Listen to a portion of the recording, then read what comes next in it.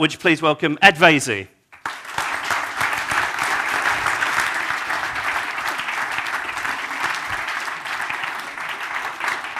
Thanks very much. It's fantastic to be here. Where's my podium?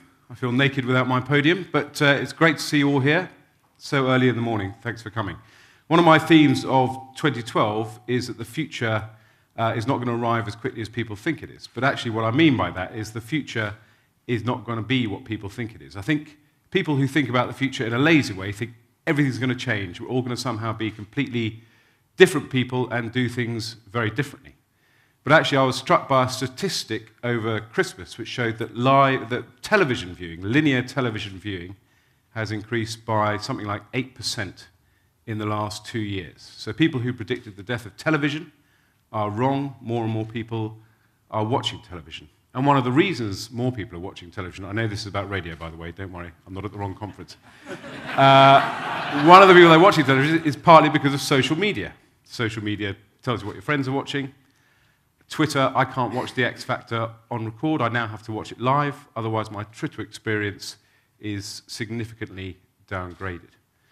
And the same is true of radio. People might think that the radio is now a dusty box that sits in the corner of the kitchen because you've got so much more exciting things to do with your tablet or your computer or your laptop. Actually, more than 90% of the people in this country listen to the radio every week.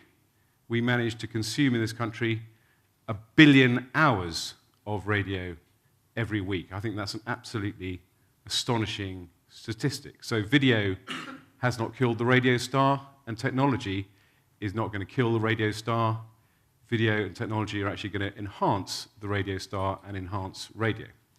And that's why I'm a passionate fan of digital radio. A lot of people think, why are you going on about digital radio? Everyone seems very happy with their FM radio. They can listen to Radio 4, like me. All their needs are catered for.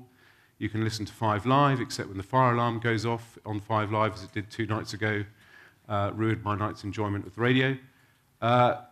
But actually, digital radio is going to bring a hell of a lot more stations to consumers, tailored stations and so on. But also, digital radio is a massive opportunity, particularly for the commercial radio sector, to enhance the service it gives to its listeners. Because the marriage of radio and technology is going to be transformative. The opportunity to tailor your advertising to your listener is going to be an absolute game changer, just as it is a game changer on the internet.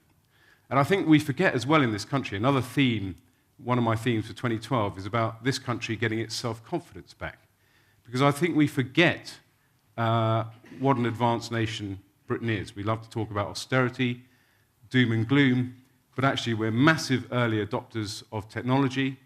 We're not only the leading creative nation in the world, exporting formats around the world, but we're well ahead of the game of almost every country in the world, apart from America, in terms of things like internet advertising and our adoption of smartphones.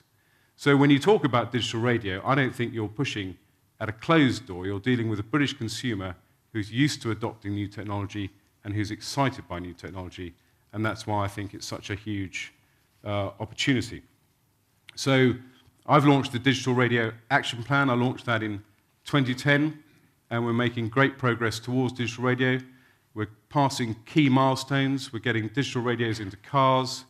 I think only about 1% of new cars had digital radio 2 or 3 years ago. Now it's something like 20% of new cars coming off the production line with digital radio. I think pretty soon it's going to be 100%.